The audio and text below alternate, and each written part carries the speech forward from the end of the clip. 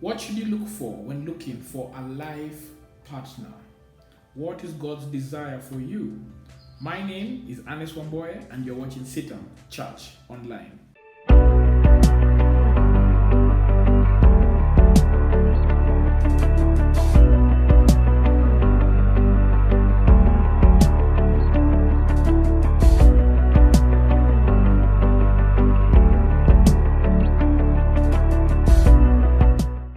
When looking for a life partner, many believers get confused and they ask questions like, how do I know they are the one? Who is the one for me? And with such questions, many people turn to the scriptures to look for answers, and the scriptures do have a lot to say, but at times they don't look keenly.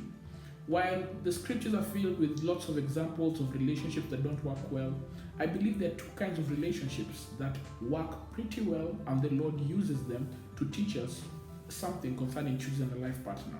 The first relationship is that between Christ and the church, where Christ, Jesus, comes down on earth, lives a perfect life, and he lays down his life for his church.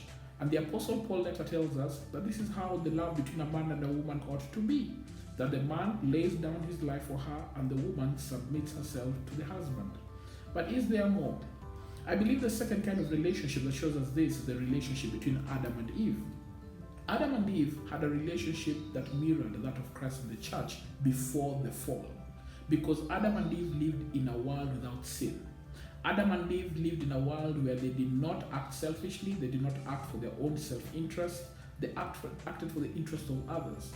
And we know that this is seen in the life of Adam and Eve in Genesis chapter 2. We don't see too much of it, but whatever is there is enough to tell us concerning how Adam and Eve related to one another. And we see this when Adam lives his life from Genesis chapter 2, verse 15 to 17, as a single person. Adam is created before Eve, and I believe this is a very important lesson, that they did not come into the world at the same time, almost as if to tell us that God had a relationship with Adam separately, and God had a relationship with Eve separately. That by the time they came together, they each had a thriving walk with God. And it is important that before you think of finding the one, you be the one.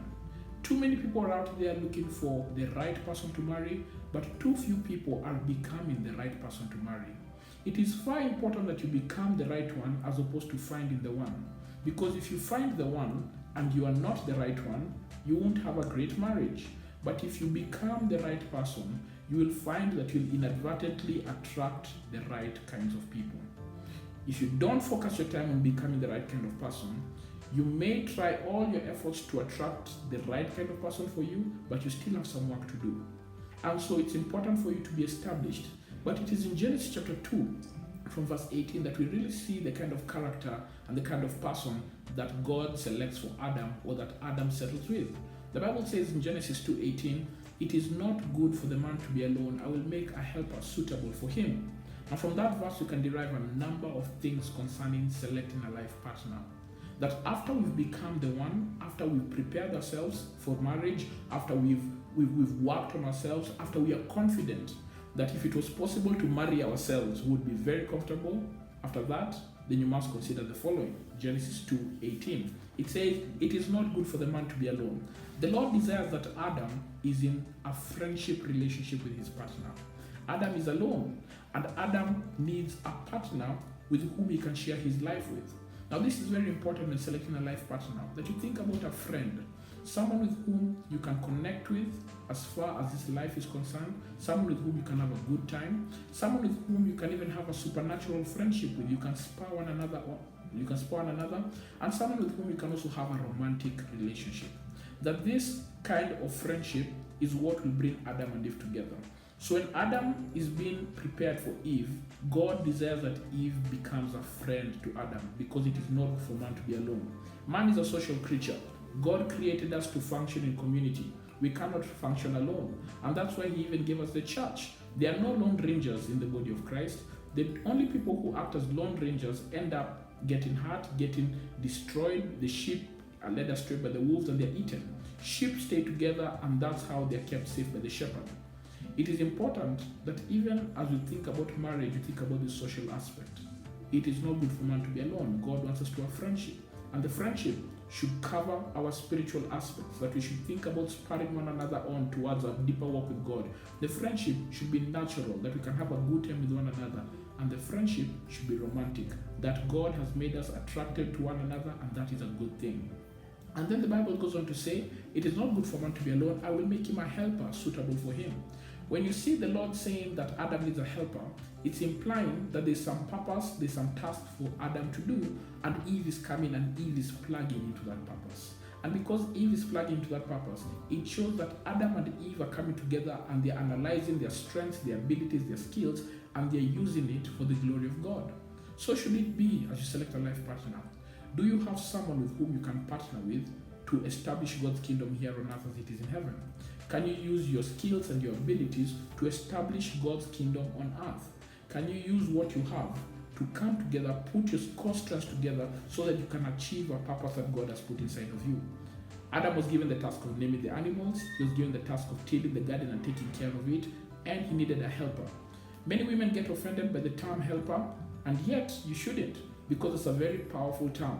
Helper implies that, first of all, the man is the one who needs the help, all right?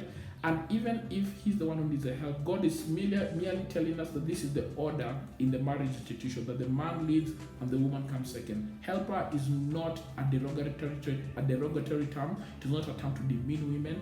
It is a term that just shows how powerful they are. The other person in the scriptures called a helper is the Holy Spirit.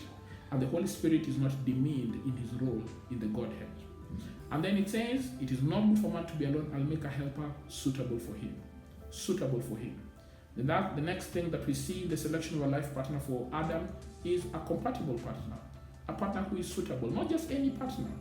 And guys, the scripture is very clear concerning the best kind of suitability. Marry someone who loves the Lord. Marry someone with whom you have a deep relationship with Christ. Marry someone who has a deep relationship with Christ. Marry someone who loves the Lord and who is committed to the cause of Christ. You must be equally yoked. Marry someone with whom you can come together and you can establish yourself under the authority of Christ without having to fear. That kind of marriage sets itself on the right foundation, and you can be sure it will really thrive. I pray you've learned something. Share, like, let your friends know about this video, and we'll see you next week as we start thinking about the theme of Christmas. My name is Ernest Wamboe, and you're watching Sita Church Online.